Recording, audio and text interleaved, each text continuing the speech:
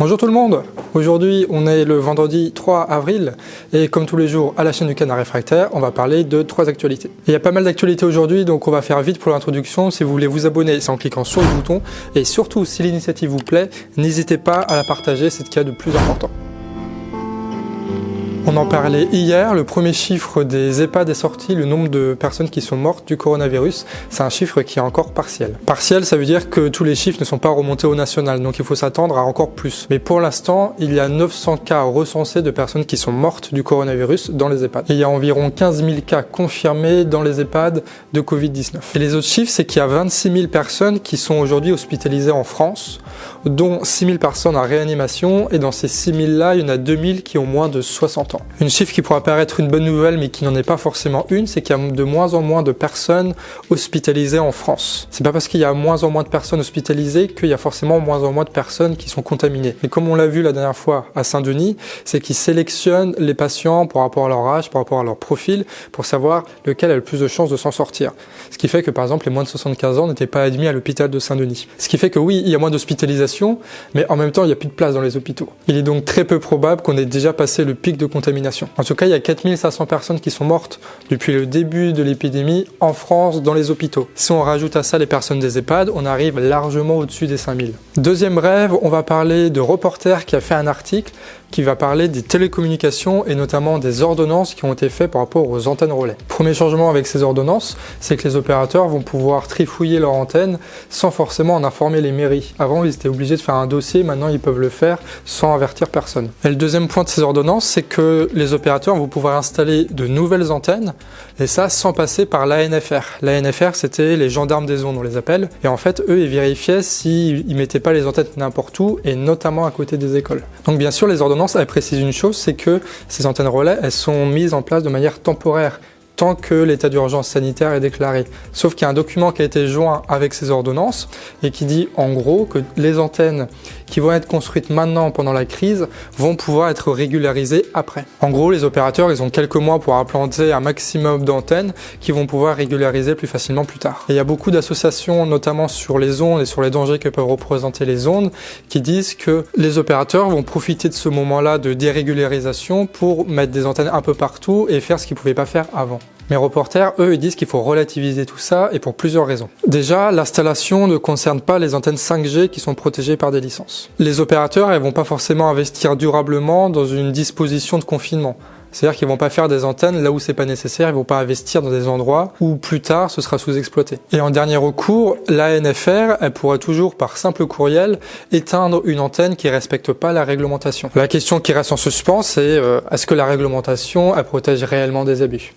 En tout cas, affaire à suivre. Et pour cette troisième rêve, on va parler du journal Marianne qui nous régale d'un petit article comme on les aime. Ça parle de Total qui a versé 1,8 milliard de dividendes à ses actionnaires rien que ce trimestre-là. En précisant par ailleurs que la majorité des actionnaires de Total, ce sont des fonds de pension étrangers. Et quand je dis trimestriel, ça veut dire que, en gros, Total verse à peu près 2 milliards par trimestre à ses actionnaires. En tout, c'est 6 à 8 milliards d'euros par an que touchent les différents fonds de pension. Et ce, malgré les tweets très engagés de Bruno Le Maire. Notre ministre de l'économie a en effet dit que ce serait bien que les multinationales, pendant ces temps de crise, au lieu de filer des dividendes à des fonds de pension étrangers, investissent plutôt dans l'économie réelle. Mais c'est bizarre qu'un tweet comme ça change pas les mentalités des grosses boîtes, quoi.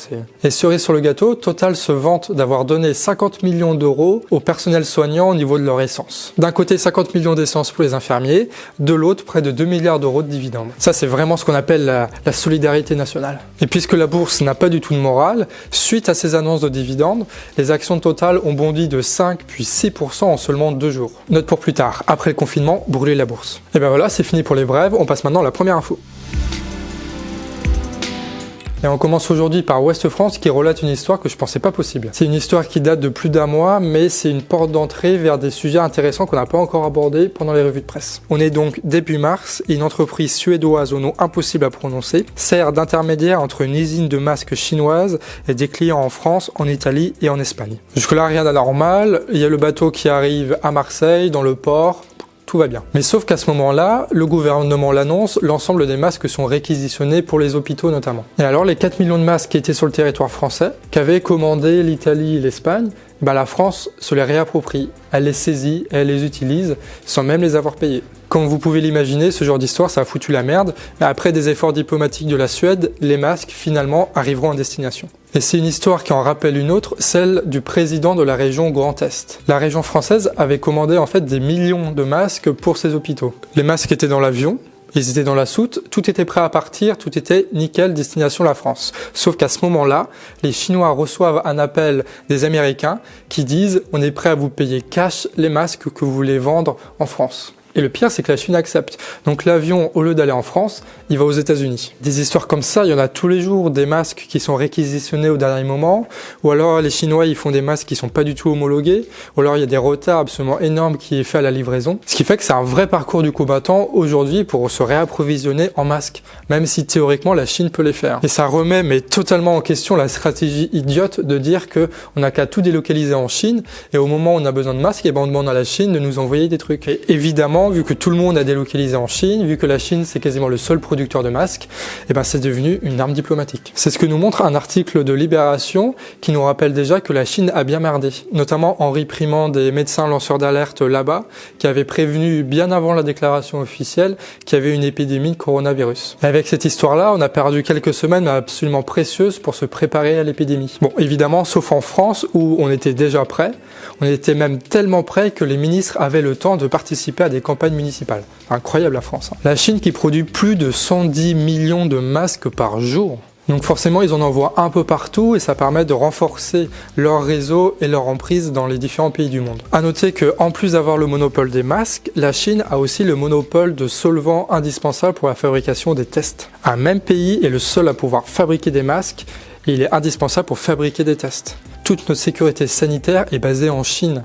Et aujourd'hui, on s'étonne qu'il y a des problèmes diplomatiques. Bref, la Chine continue à exceller dans cette grande partie d'échecs qu'on appelle la géopolitique. Et la Chine a toujours quelques coups d'avance par rapport à ses adversaires, notamment européens. Et ça s'explique assez facilement parce qu'en France, on a épousé l'idéologie libérale, encore une fois, et qu'avec celle-ci, il est absolument impossible de gouverner ni de prévoir au long terme. Petite info au passage, dans une dernière revue de presse, on avait parlé des États-Unis et de ses 3 millions de chômeurs. Et depuis, il y a eu 6 millions de chômeurs en plus.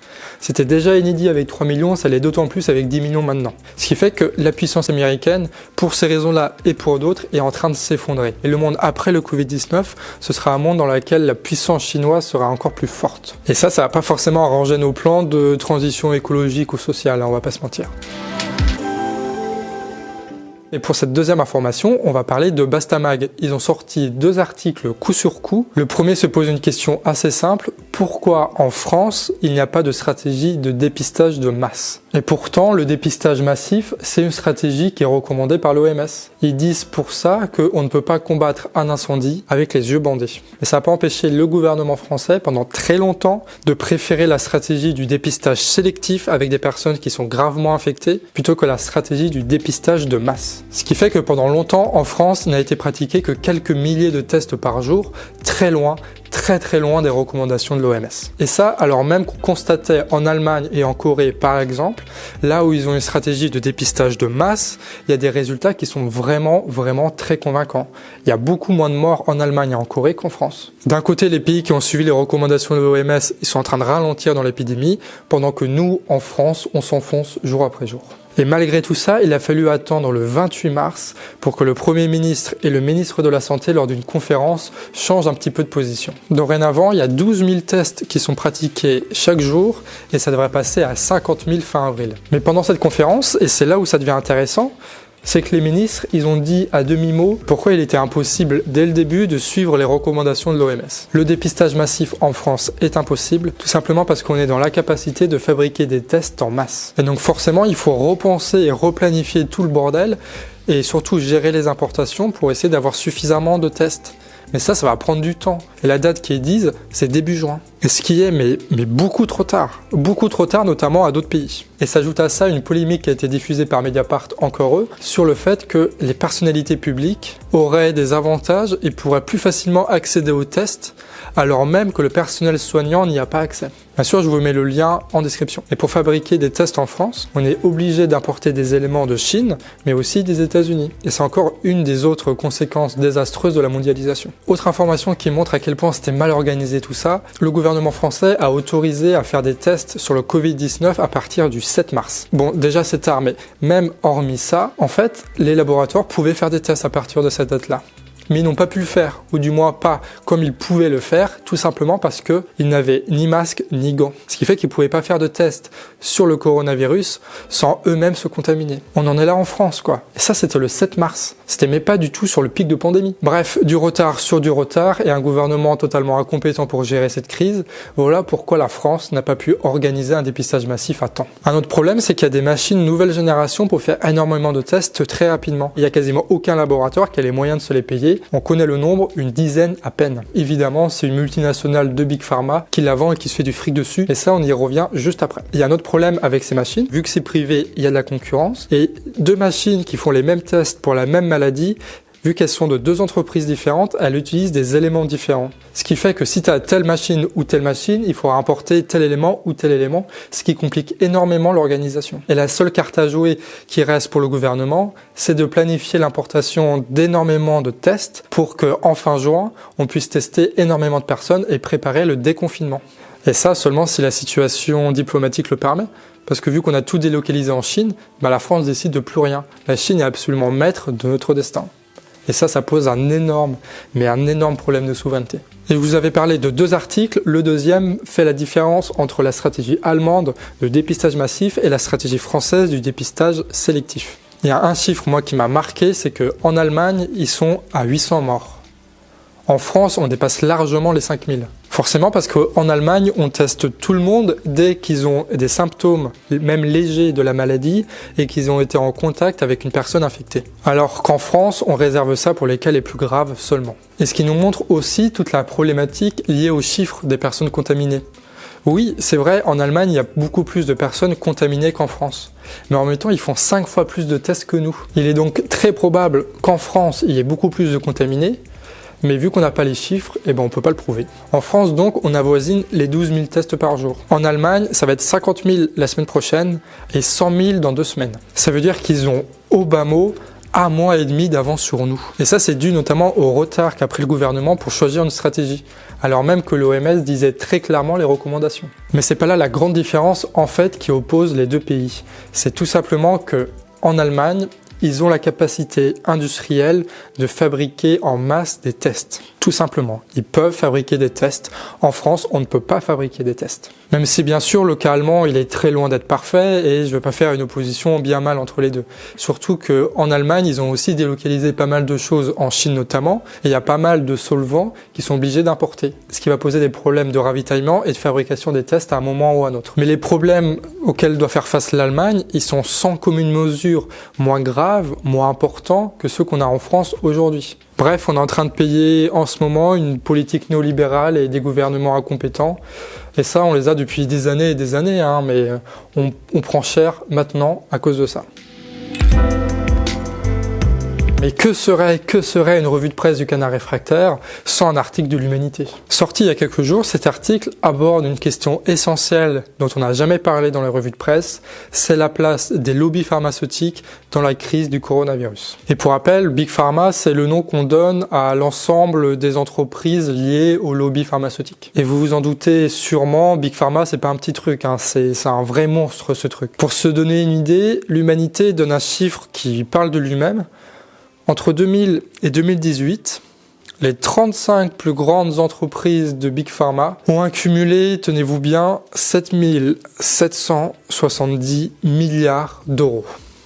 7 770 milliards d'euros en moins de 20 ans. Avec un taux de profit qui est 2 fois plus grand que dans les autres domaines d'activité et qui avoisine les 70%. C'est absolument énorme, surtout quand on pense que c'est fait en soignant des gens, sur un truc aussi important, aussi décisif que la santé. Et l'Humanité donne aussi un autre chiffre très rigolo. Vous allez voir, sur ces 7 770 milliards d'euros qu'ont engrangé Big Pharma durant ces 20 dernières années, il n'y a que quelques millions d'euros qui ont été investis dans la recherche sur les coronavirus. Et c'est donc Big Pharma qui possède l'écrasante majorité des moyens de production médicale qu'on a à disposition.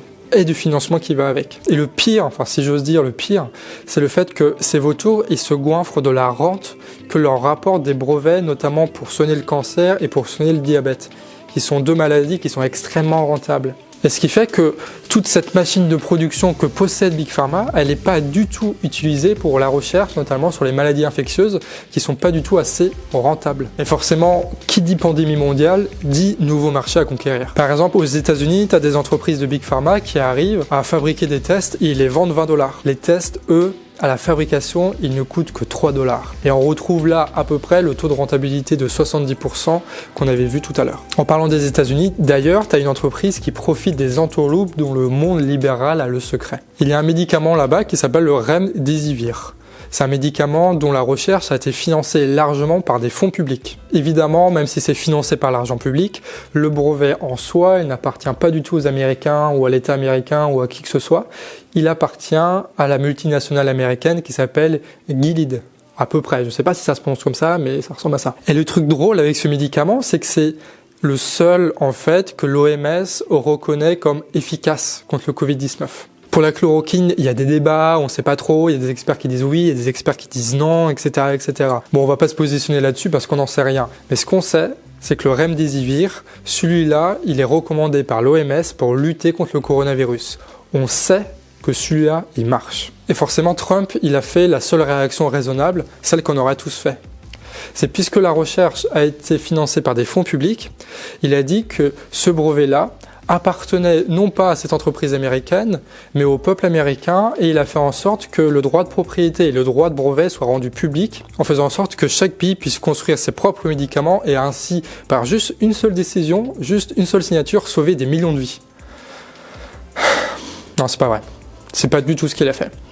Il a proposé de renforcer le droit de propriété de l'entreprise américaine sur le médicament pour être sûr que cette entreprise-là se fasse un maximum de pognon. Forcément, ça a fait un tollé pas possible aux États-Unis, et notamment avec Bernie Sanders, qui est un des candidats à la primaire démocrate. Ce qui fait que l'entreprise américaine, aujourd'hui, a renoncé à renforcer son droit de propriété là-dessus. Évidemment, il n'a pas renoncé à faire du profit, et cette entreprise-là, elle est réputée pour gonfler énormément ses prix. C'est-à-dire qu'une entreprise de Big Pharma, déjà, est réputée, en plus de ça, de gonfler ses prix.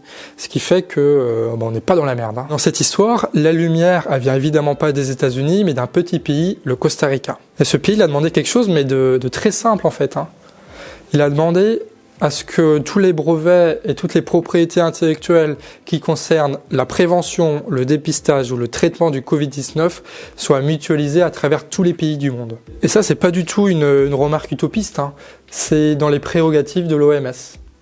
L'OMS peut, si elle le veut, enlever tous les obstacles liés au brevet ou la propriété intellectuelle dans ce combat qu'on mène collectivement contre le coronavirus. L'OMS peut, si elle le décide, de sauver des millions de vies. D'ailleurs, on voit très peu de gouvernements qui soutiennent cette démarche du Costa Rica. Et j'ai pas la réponse face à ça, peut-être qu'il y a des problématiques plus techniques, mais ce que j'ai l'impression en tout cas, c'est de voir la même chose qu'à travers l'Union européenne dont on a parlé hier, c'est que entre les gouvernants Big Pharma et l'OMS, peut-être que ça ressemble à un énorme plat de spaghettis. Bon, je reviens sur ma métaphore de spaghettis, mais en gros, c'est pour dire, en fait, tout est tellement mélangé, tout est tellement confondu qu'on n'en voit pas le bout. C'est juste un gros tas de trucs, et peut-être que l'OMS, elle sert des intérêts beaucoup plus privés comme ceux de Big Pharma. Bon, évidemment, je pose ça comme question, mais c'est à peu près sûr que l'OMS sert les intérêts d'une certaine façon de Big Pharma. Mais la question, c'est jusqu'où ils vont dans la servitude, et jusqu'à quel point cette servitude-là, elle explique la situation dont on est aujourd'hui. Si vous avez des articles par rapport à ça qui pourraient expliquer pourquoi l'OMS ne lève pas toutes les barrières de brevets et de propriété intellectuelle, n'hésitez pas à les mettre par commentaire. Et ben voilà, c'est terminé pour aujourd'hui. J'espère que ça vous a plu. Vous êtes de plus en plus nombreux à regarder, à partager et à commenter la revue de presse, et ça fait chaud au cœur. Et c'est grâce à ces commentaires-là qu'on a pu améliorer la qualité des revues de presse. Et on en est à un point aujourd'hui où il y a une routine qui s'est installée et techniquement on a abouti à quelque chose de plutôt cool. En tout cas quelque chose que vous semblez apprécier de ce que je vois dans les commentaires. Ce qui fait que c'est le bon moment aujourd'hui de partager tout autour de vous cette revue de presse pour faire en sorte qu'il y ait un maximum de personnes qui soient au courant de ce qui se passe un peu partout dans le monde et qui aient un regard critique là-dessus. En tout cas, les revues de presse, c'est tous les jours à 20h, à peu près 20h, on n'est pas à 1h près. Si vous voulez être averti, c'est très simple, il y a le bouton abonnement ici. Ah oui, et pendant que j'y suis, dimanche, il n'y aura pas de revue de presse parce que ça va être journée où je vais finir des montages de vidéos qui vont venir la semaine prochaine. Ce qui fait que la semaine prochaine, en plus des revues de presse quotidiennes, il y aura des interviews sur des sujets que je vous dévoile pas maintenant, mais je vous jure qu'ils sont intéressants. Bon bah voilà, c'est terminé. Merci à vous, passez une excellente journée, on se retrouve demain à peu près à 20h pour une nouvelle revue de presse. En attendant, passez une excellente journée et surtout, un bon confinement. Bisous!